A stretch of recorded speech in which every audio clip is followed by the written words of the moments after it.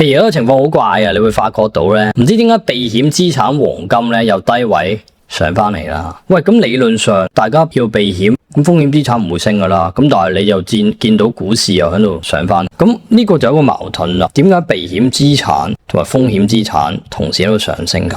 而家成個宏觀環境究竟發生緊咩事咧？我哋 focus Bitcoin 嘅嘛 ，Bitcoin 面對緊成個市場，而家呢一刻仲喺度橫盤緊，一路唔升，原因又係咩？咁 Bitcoin 究竟幾時先肯升？又或者幾時先肯落去探個底呢？如果你了解到而家整體嘅概況，所有嘢呢，你就明白晒，你亦都心裏面有個譜啊，有個框架，知道後續要睇啲咩。嗱，我哋逐步嚟啊。究竟而家發生緊咩事呢？首先我哋由第一 part 開始講。如果你熟悉經濟嘅朋友，你都知咧，呢個國債收益率呢喺度上升緊。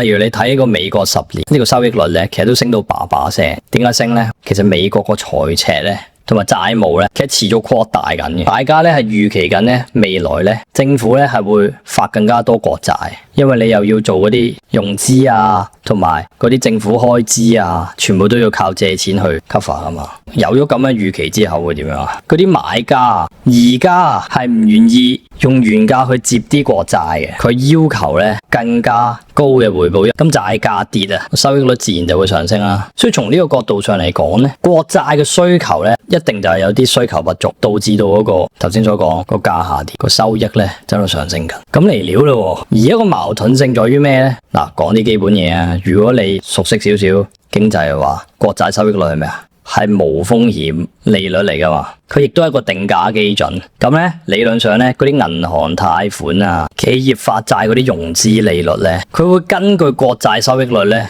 再加到風險入價。所以點解國債我哋啱講國債收益率上升咗，即係話個融資成本，企業嘅融資成本其實係會上升嘅，因為股票就代表企業噶嘛。企業嘅估值上咧，理論上咧係會有啲受壓嘅，因為點解啊？因為企業成本已經提高咗啦嘛，自然佢哋賺錢又少咗啦，咁估值會受壓。而另一方面就係，當呢啲無風險資產本身都已經有更加高嘅回報，佢哋會要求股票咧嗰啲風險資產咧有更加高嘅預期回報咧，佢先會去投資或者持有呢啲股票啊嘛。所以所有嘢都不變嘅情況底下，高收益率理論上係會導致到估值咧係受壓嘅。嗱，呢點咧，其實如果你有啲好熟悉經濟啊，或者有金融背景嘅朋友咧，呢啲咧好基本嘅。為咗等大家容易明白咧，好多 detail 都冇講，可能咧知識上係冇咁完整，所以唔好咁完美主義。嗱，咁問題就嚟啦，我哋頭先嘅理論係解國債息率上升，股市係會受壓，但係股市而家創新高。嗱，個關鍵咧，而家情況咧，市場喺度交易緊多重嘅力量，所以而家個市場概況成個宏觀環境咧，我哋唔可以再沿用書本嗰套高國債收益率估值就一定受壓嘅呢個咁逢 A 則 B 嘅呢個 causal relationship 去理解而家嘅市場。咁而家發生緊咩事咧？首先有一個負面嘅力量啦，就係頭先講過啦，嗰啲無風險利率咧就上升緊啦，融資成本又上升緊啦。咁呢個係負面嘅，所以估值咧會有折現嘅。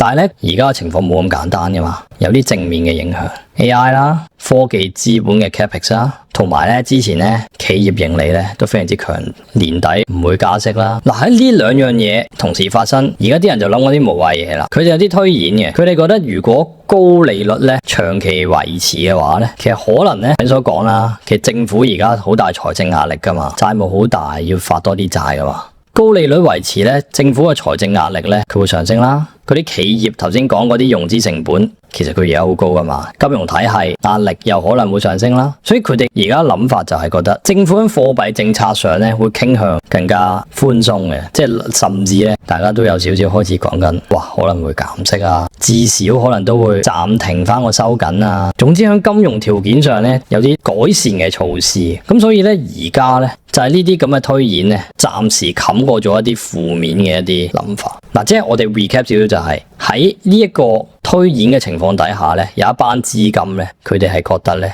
未來咧嘅流動性啊係會改善嘅，所以咧我哋會見到，就算高收益率咧嘅啲股票咧都興合合嘅，因為就喺度覺得未來嘅流動性咧係會越嚟越好嘅。嗱，呢一個咧係其中一個主題，我哋先記住佢。嗱，我哋講咗點解風險資產喺呢個情況之下仲可以升啦。但係都係嗰句，你一個人一係想搏，一係想保守噶嘛？點解而家個市場又會有啲人想搏，有啲人想保守呢？喺同一個市場框架底下，咁所以下一步呢，我哋就要理解一下，點解喺呢個情況之下，嗰啲黃金呢都可以升。嗱，其實呢都係同一個源頭嘅。我哋頭先講過呢，而家美國財政呢好大鑊嘅。頭先所講，有班人就會覺得，喂，好大鑊喎，咁佢就可能會寬鬆啦，咁佢就覺得流動性會上升啦。但另一班人就唔係咁嘅諗，財政好大鑊。佢哋開始擔心個持續性嘅問題，長期會點樣啊？對美元嘅購買力咧，可能會造成影響。咁所以咧，有啲資金咧，佢開始揾一啲唔需要依家政府信用嘅一啲保值或者對沖嘅資產。咁所以點解喺同一件事上邊，黃金而家呢一刻又有啲追捧？點解黃金就係其中一個選擇？黃金上升，所以黃金上升咧，就可以理解為其實有一部資金咧係做緊貨幣同埋財政風險嘅一個對沖。基於呢一個諗法，我哋就知道點解黃金又升，避險資產又升，風險資產又升，因為其實而家市場係同時存在緊兩批唔同嘅資金喺度交易緊，有兩套唔同嘅交易理由。而家去交易緊風險資產嘅就係佢哋期待緊未來流動性會寬鬆，因為而家財政狀況好大喎，佢哋覺得係要寬鬆先至搞得掂而家啲財赤債務。如果唔係咧，長期嘅高國債收益率咧，佢企業成本啊、財政成本啊、金融壓力會好大。而另一方面，同時亦都係因為財政嘅可持續性受到質疑，另一班人咧，佢哋咧開始咧去買一啲黃金，因為佢想減少對政府信用嘅依賴，佢哋亦需要一啲保值同埋對沖。有兩套唔同嘅交易理由，我哋頭先都講有兩批唔同嘅資金，但係亦都好有可能係同一批資金，佢有兩種唔同嘅部署，佢都要對沖自己風險資產。所以我哋就要落到下一 part，Bitcoin 而家點解仲喺度渾渾噩噩咁樣呢？嗱，首先如果避險資產同風險資產升，而 Bitcoin 唔升，就即係話而家市場最大問題就係佢唔當佢係避險資產，同時亦都唔當佢係風險資產。嗱，我哋逐步睇咯。如果市場咧要當 Bitcoin 係避險資產咧，佢係要 Bitcoin 啊，要證明到自己喺財政或者貨幣信用受到質疑嘅時候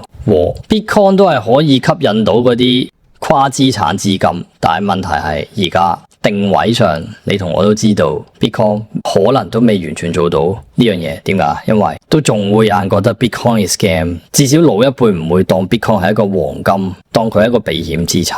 而第二點，如果你當佢風險資產嘅話，首先要升先啦。而家跌到咁弱，邊個人當佢風險資產？最重要係咩啊？佢冇一個成長敘事，佢亦都冇一個催化劑同埋預期回報喺度。暫時唔係幾睇到呢一樣嘢個故事上。因為點解啊？我哋回顧翻以前咧嗰啲牛市咧，呢度我哋可以炒一個現貨 ETF， 呢度可以炒一個 Trump 扶持加密貨幣。再以前啦，直頭覺得加密貨幣就係未來。咁請問而家係有咩諗法 ？Clarity 都仲搞到唔鹹唔淡咁啊！所以而家佢個尷尬位係佢又未去到黃金咁避險，同時佢又冇 AI 股票嗰啲咁清晰、咁持續盈利同埋產業嘅催化。咁點解我唔揀翻黃金同 AI？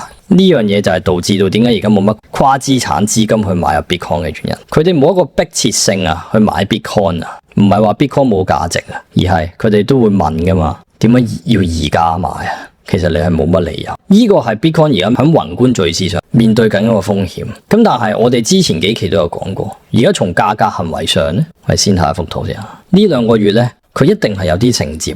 嗱，呢度我就唔 show 咁多資料啦，你應該都會睇到好多。我哋知道 MSTR 不斷喺度買 Bitcoin 啦，仲有好多嗰啲 DAT 全部喺度賣緊 Bitcoin within 過去呢個零兩個月。但係咧，我之前都有講，淨係計呢一批 BTC 都唔少，佢一定係有人吸收咗，係一定有人吸收咗，所以佢先唔跌噶嘛。如果你睇呢幅圖嘅話，你會發覺得到咧，喺咧過去呢兩個月咧，一啲 conviction buyer 咧買得好勁，即係話咩啊？即係話而家供應咧逐步咧係轉到啲 conviction buyer 手上，至少過去呢個月咧下行壓力咧係吸收咗嘅，因為而家佢都未係跌得好多啦。但係我哋頭先就討論咗好耐，點解我哋會判斷嗰啲都係 conviction buyer 咧？因為而家喺外圍嘅市場嚟講咧，佢係冇一個誘因係而家去買 Bitcoin，礙於根本佢哋都唔被歸類為避險或者風險資產之一。所以如果冇場外資金買入咧，佢可能都會長期橫盤啦，甚至咧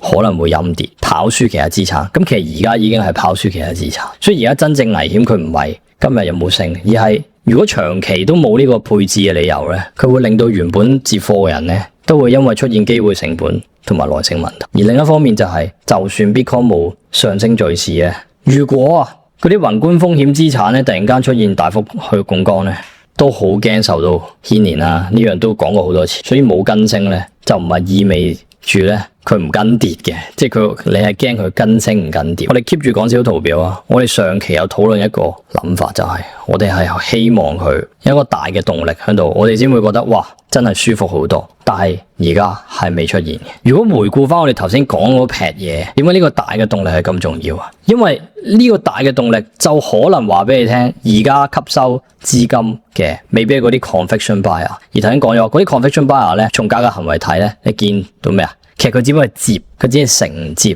佢係冇誘因去追價買上去。但係當如果有一個咁嘅價格行為嘅話，你就會發覺得到，無論係 conviction buyer 或者場外 buyer，好有可能係佢哋有誘因去追價買上去。而如果從價格行為嚟講，我哋會傾向相信價格比消息行先。咁佢響做呢一啲咁大幅度嘅買入嘅時候，第一時間未咁快知道係咩原因，但係佢哋就有啲潛在誘因去買入 Bitcoin。而家好明顯就未出現呢一個咁嘅 price action。都算，而過去呢個禮拜咧，講真有啲走弱，你見到好多 VIX 向上邊啦，而家重心咧有少少向下。我自己嘅睇法係，如果咧佢而家針對呢度咧持續弱勢嘅話咧，佢好有可能咧太耐咧，嗰啲人嘅機會成本咧同埋耐性咧會出現問題，佢可能會咁樣拋貨。我哋咧就唔希望有呢樣嘢。如果佢真係出現咗呢一個走勢咧，佢可能就會下跌落去。相反嚟講，如果佢真係一個俾我見到有個積極嘅買盤咧，我真係會舒服好多。就算冇咁大支陽燭咧，我都會好希望見到咧，佢有類似呢一種咧，相對嚟講比較上積極嘅買盤咧，成件事咧係會感受到資金追價嘅嗰個誘因。咁但係過去嗰個星期咧，其實暫時唔係幾見到呢種 price action，你感受唔到資金咧去逼住買入場，所以我係好希望有質咧有頭先所講嘅發展。嗱，我哋再補翻少少宏觀面做個收尾。我哋要討論嘅問題係從基本面上邊，我哋幻想一下咩情況之下資金會追翻入去 Bitcoin 咧？嗱，佢真係要一個頭先所講一個好好嘅配置理由。而家咧，我諗咗好耐，唔係幾諗到 Bitcoin 嘅配置理由。如果你睇 X 嗰啲大 V 咧，10幾萬 followers，佢哋都走去轉咗去做美股，甚至 Binance 啊，響早幾個月前都開始出咗 TradFi 去做股票交易。再加上好多 Web3 公司都炒人啦，你就 feel 到成個傳統嘅行業係幾萎縮。而家咧，可能鏈上金融咧會係未來嘅一個配置理由，因為如果你有睇新聞嘅話，嗰啲咩 U 卡啊已經係創咗一個交易嘅新高，又或者係 Clarity Air 呢啲咧可能會成為咗未來配置嘅理由。而呢啲咁嘅題材咧，佢一定要咧頭先所講，佢要符合到可能係避險啦，最好咧就係更加多嘅主權啊、央行啊、基金啊、大型企業將 Bitcoin 咧變成長期嘅儲備。咁呢樣嘢就可能係鏈上金融會有機會，或者 Clarity Air 可以令到呢樣嘢容易啲實現到啦。或者響金融啊、貨幣壓力嘅期間咧 ，Bitcoin 咧可以表現到同風險資產脫鈎嘅韌性，咁咧佢就可以做到避險資產。同埋 Clarity Air 啦，嗰個制度化如果催生到咧，機構啊、配置啊、退休金啊，咁嗰啲可以令到呢啲結構性嘅變化啦。咁呢啲都可以符合到避險資產。如果唔係咧，你一係咧就去做個風險資產，有新嘅流動性敘事啦，咁就可以受惠到頭先所講流動性寬鬆嗰一樣嘢，成為一個高 beta 嘅受益者啦。喺呢個情況之下咧，資金咧會傾向想由現金啊、債券啊或者其他資產咧向翻 Bitcoin 去做一個流入，因為 Bitcoin 成為咗一個高彈性嘅一個資產。同埋 Bitcoin 自己都有供需嘅催化啦，唔係淨係靠宏觀啦，嗰啲咁嘅 conviction buyer keep 住收啦，供應收縮啦，咁呢啲籌碼面咧，其實而家已經發生緊，呢樣嘢係 OK 嘅。重要嘅係而家啲催化劑，佢要吸引到冇持有 Bitcoin 嘅跨資產投資者咧，我覺得咧佢咧先至會容易咧去進入翻下一個升浪。所以而家咧，我哋未來咧去理解所有新嘅進展，應該咧都要從呢個角度去諗，點樣可以令冇持有 Bitcoin 嘅跨資產投資者重新對 Bitcoin 有興趣。佢成個新嘅敘事係點樣形成？當我哋見到呢個新嘅敘事慢慢形成，可能係避險，可能係風險，配合翻頭先我哋有講過價格行為應該要點走，我哋咧就會比人哋更加快捉到 Bitcoin 下一次嘅升浪。無論點都好，俾少少總結。Bitcoin 咧籌碼結構一定係改善緊，但係呢一種籌碼改善咧，而家呢一刻佢最多可以解釋到點解佢唔大跌，暫時都仲未解釋到點解佢要即刻大升。而家欠缺嘅係嗰啲邊際嘅新增需求，我哋要見到新嘅配置出現，新類型嘅買家買入，由承接變做追價，價格再突破確認，咁樣 Bitcoin 咧先至有新一個未來。嗱，呢個係我過去一個星期嘅諗法，未來嘅諗法可能會變，所以你一定要 like、subscribe、comment、share。我呢個 channel set 埋啦，你可以睇到我最新諗，我嘅諗法隨時都會變。我係花多，我哋下期再見，拜拜。